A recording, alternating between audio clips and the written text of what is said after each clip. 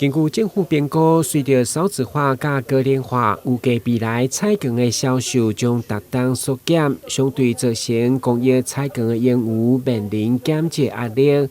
對此，議員尹愛達理嘛反映2027年公菜基金的縮減將影響原住民長輩長期照顧，包括家護關懷、弱勢健康的風險輔助，以及老人目鏡的補助等預算，積極向市府爭取。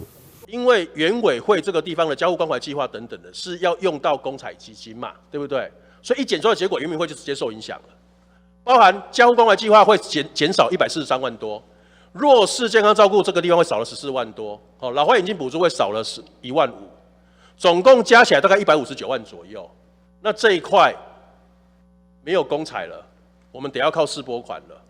所以預算那個預算書會寫上去嗎？預算有寫上去嗎？就是這邊簡列的部分，台南市政府自己得要先承下來。會請那個主計處特別把它注意一下這個。李處長在，賣搞什麼在？你講我是恐怖的，我是包青天的，賣搞剁掉啦，好不好？好，我們會注意。要不是注意而已啊，你要 promise 啊。